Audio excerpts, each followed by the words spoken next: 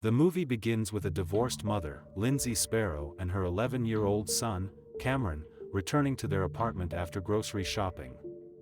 Outside, Cameron notices a homeless woman murmuring to herself. She suddenly turns to him and growls.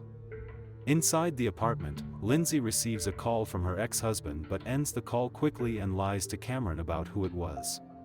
Later that night, while Lindsay is asleep, Cameron takes her phone into the bathroom and listens to several voicemails from his dad, who is apologizing for things he did in the past. Just as Cameron is about to call him back, Lindsay, who is now awake, interrupts him. Later in his room, Cameron hears strange noises, and thinking it's his mom, he checks her room but finds her asleep. The noise continues, and he follows it to the kitchen, where he finds the window wide open. As he closes it and turns to go back to his room, he notices multiple footprints on the floor leading to a dark corner. Suddenly, the homeless woman who is possessed attacks him. The entity transfers to Cameron through touch, and now possessed, Cameron snaps the homeless woman's neck. The scene shifts to Dr. Seth Ember, an incarnate, someone with the rare ability to enter the mind of a possessed person and cast out demons while they are asleep. Ember has been in a wheelchair since a car accident that killed his wife, Ilsa, and their 11-year-old son, Jake. The other driver, Maggie Cranton, had been possessed by an archdemon who targeted Ember to make him suffer. Since then, Ember has dedicated his life to hunting and destroying the entity that once possessed Maggie. Still searching for Maggie, Ember enters the mind of a man named Henry. He approaches Henry in a nightclub and helps him realize he is dreaming. Henry notices that his watch is frozen in time, and Ember gives him a lighter that once belonged to Henry's brother to help him remember who he really is. However, Henry thinks Ember is crazy and calls security, but Ember insists everything he is seeing is just his imagination. A fight breaks out between Ember and the security guards, during which Ember reveals that the woman Henry has been with is actually a demon who has possessed him. Frightened, Henry agrees to follow Ember, but they are soon cornered by the demon. Knowing it's his dream, Ember asks Henry for his favorite color, and when Henry says green, a green door appears, and they rush through it. To wake up from the dream, Ember tells Henry he must jump out of the window. Henry refuses at first, but after another terrifying encounter with the demon, he jumps out without hesitation. Back in the real world, Henry wakes up screaming and vomiting a black liquid, signifying that he has been freed from the demon.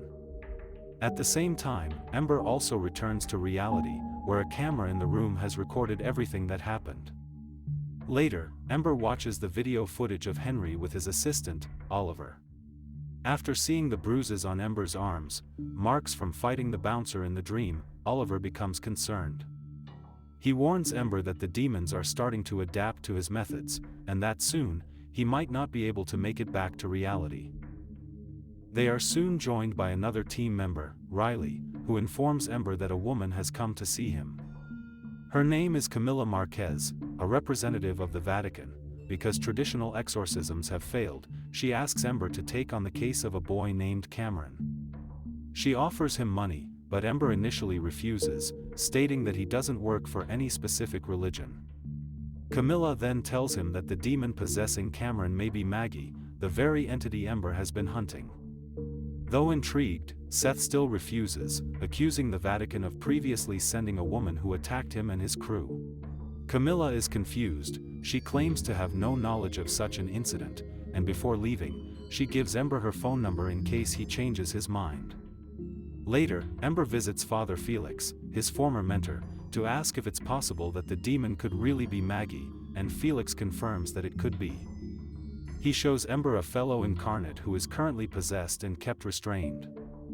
Felix explains that it was this possessed incarnate who first mentioned Cameron to him. Felix also reveals a vial of C-79, a serum he developed using the possessed incarnate's blood. He claims that C-79 can induce 10 seconds of lucidity in a possessed person, enough time to kill both the host and the demon. Ember refuses the idea, telling Felix he doesn't plan to die, but to defeat Maggie instead. Ember calls Camilla, who takes him to Lindsay's house, and on the way, she shares more information about Cameron. Ember learns that Cameron was possessed through direct contact and that he had an abusive, alcoholic father who once broke his arm. At the house, Ember meets Lindsay, who assumes Camilla has brought yet another person to perform a traditional exorcism. Ember clarifies that he doesn't perform exorcisms. Instead, he explains that he evicts demons by entering the host's subconscious mind and helping them realize they are dreaming. Demons don't truly control their hosts. Instead, they trap them in comforting dreams, keeping them unaware while the demon controls their body. When Lindsay asks if Ember has done this before, he shows her a video of his past work. Later, while alone with Camilla, Ember tells her that if the demon inside Cameron isn't Maggie, he will walk away. He then visits the possessed Cameron, who is locked in a room, and as soon as Ember enters, the demon recognizes him. When Ember begins asking questions, the demon starts mocking him, bringing up the death of his wife and son. Now convinced that the demon is indeed Maggie, Ember leaves the house to prepare for the dive session. At home, Ember mourns the loss of his family and prepares himself to face Maggie, the demon inside Cameron. I'm coming for you. The next day, Ember and his assistants, Oliver and Riley, set up equipment in the Sparrow apartment for Ember's dive session. They install cameras in the room where the possessed Cameron is, allowing them to monitor everything through a screen. As Ember is being prepared for the session, Riley explains to Lindsay that by entering a near-death state, Ember will be able to match his brain frequency with Cameron's and enter his subconscious. However, he only has about 8 minutes before his heart gives out.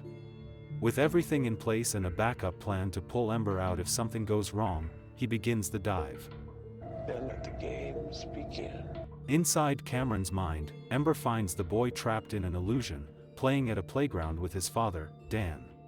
Before Ember can explain anything to Cameron, he suddenly begins to bleed, and in the real world, his assistants notice something is wrong.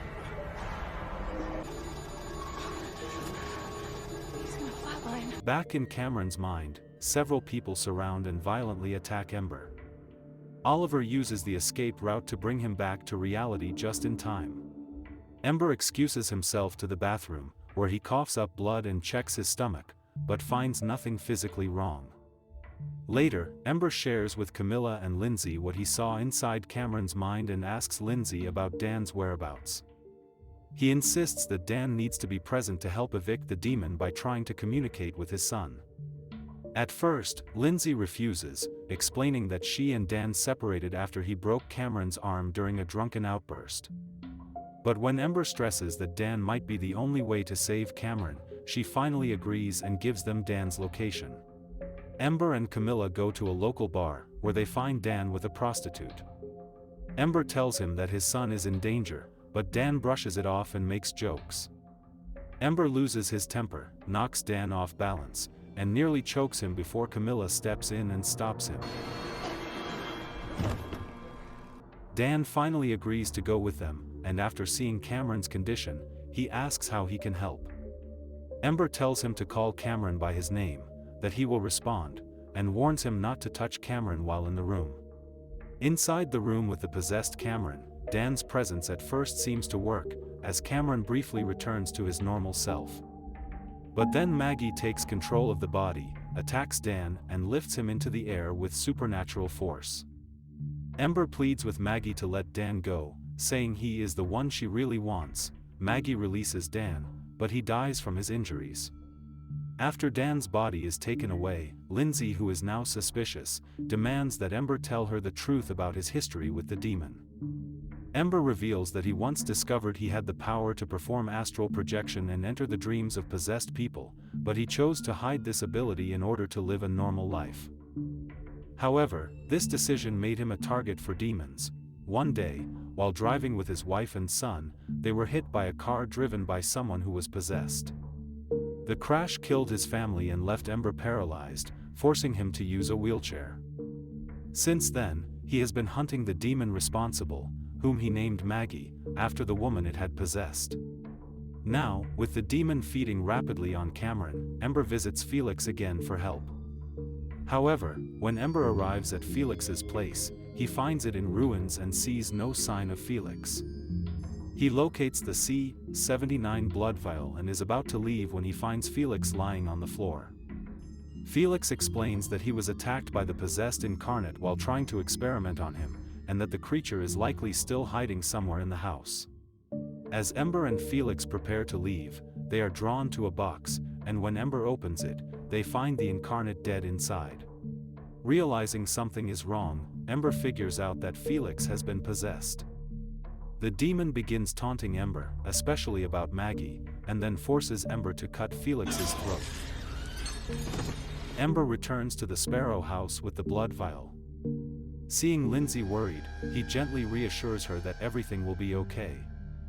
Ember plans to use a ring, one that Cameron had received as a gift from his real father, given to Ember by Lindsay, to help the boy realize he's trapped in an illusion. He enters Cameron's mind again, and this time finds himself at a carnival, and there, he sees Cameron with Dan. Ember manages to convince Cameron that what he is experiencing isn't real, just as Dan, revealed to be possessed by a demon, suddenly attacks. Ember and Cameron run, but they end up trapped in a dark, empty space. Ember tells Cameron to say his favorite color, and when he does, a blue door appears. Just then, Ember is attacked by the possessed Dan and is quickly overpowered, while Cameron struggles to open the door. Ember manages to fight back and forces Dan to burst into flames by shoving his wife's crucifix pendant into his mouth. Ember then opens the door for Cameron, and just before the timer on his heart runs out, both he and Cameron seemingly escape back to reality. With Cameron now free from the demon, Lindsay thanks Ember. However, Ember begins to see Lindsay and Cameron speaking as if they were his wife and son. Suddenly, Ember wakes up in a hospital, where his wife and son are by his side. They tell him they survived the car accident, and that he has been in a coma ever since. Ember notices that his legs are working again, and he happily reunites with his family. But as they are about to leave the hospital, he sees that all the clocks are frozen at the same time. Realizing he's still trapped in an illusion, he runs away, but he soon encounters Maggie, who attacks and throws him around. You're gonna burn, Seth. Ember manages to escape and runs into a room, but Maggie appears again, this time in a monstrous form, and attacks him. In the real world, Oliver and Riley notice strange glitches on the monitoring equipment and see both Ember and Cameron suspended in mid-air.